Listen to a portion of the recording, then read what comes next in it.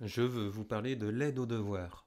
Et je vais vous montrer les paradoxes dans lesquels on peut tomber souvent quand on veut aider ses enfants à faire leur travail à la maison, à faire leurs devoirs.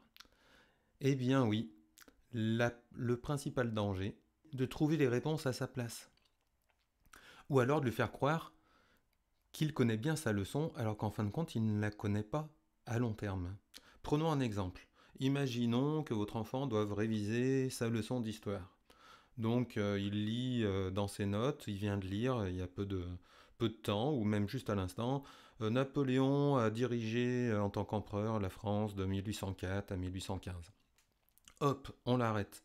Son père ou sa mère lui demande à quelle époque Napoléon a-t-il été empereur. Ah bah là, l'enfant va répondre directement de 1804 à 1815, et il croit savoir. Mais en fin de compte, dans un jour, 2 jours, est-ce qu'il le saura tout le temps? Non, parce qu'en fin de compte, il vient d'utiliser sa mémoire à court terme. Donc on ne peut pas le savoir. Ce type d'erreur est très courant.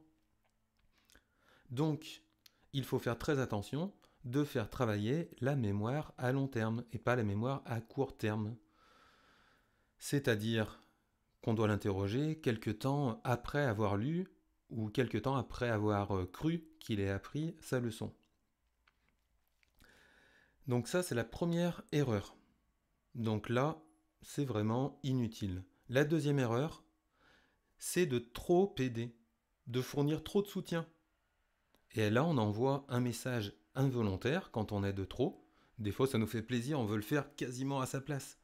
Et là, on renvoie à l'enfant qu'il est incompétent ou que quand il rencontre une difficulté, il suffit d'aller demander à une tierce personne pour que cette difficulté soit surmontée.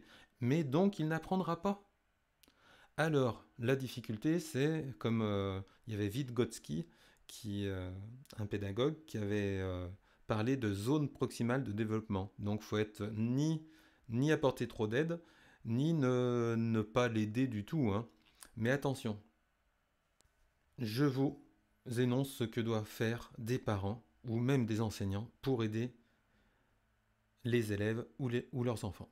Tout d'abord, avant d'offrir de l'aide, demandez-lui ce qu'elle a déjà fait pour essayer de résoudre son problème. Sur quoi elle bloque?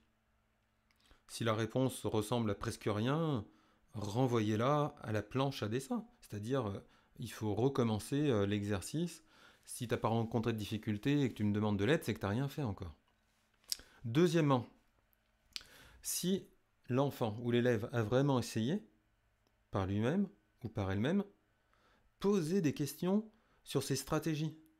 Pourquoi certaines des méthodes qui ont échoué ne fonctionnaient pas?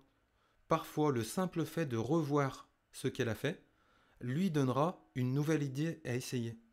Vous reprenez simplement, vous l'écoutez, vous le laissez expliciter ce qu'il a fait, et des fois, il va s'en rendre compte lui-même, rien besoin de lui dire. Troisièmement, vous pouvez également lui demander quelles sont les sources qu'il peut utiliser ou qu'elle peut utiliser pour obtenir d'autres idées. Quelles sont les indications qu'a donné l'enseignant, ou qu'est-ce qu'on a appris juste avant.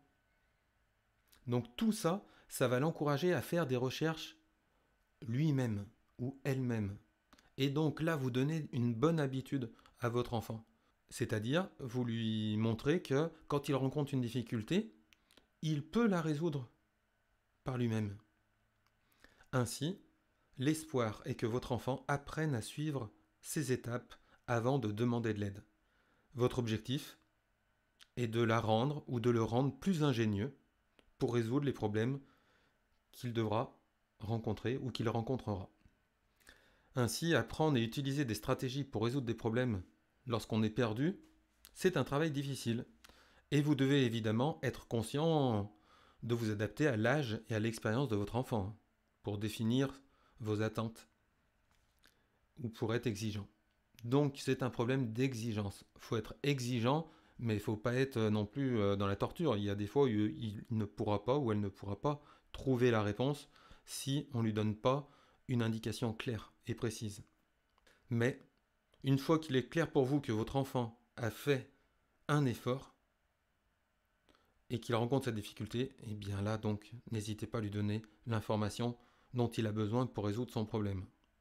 Donc voilà, quelques petites astuces pour aider correctement votre enfant et éviter de tomber dans deux excès, le laisser faire tout seul, le laisser réfléchir des heures et des heures pour rien du tout, ou autrement le faire à sa place.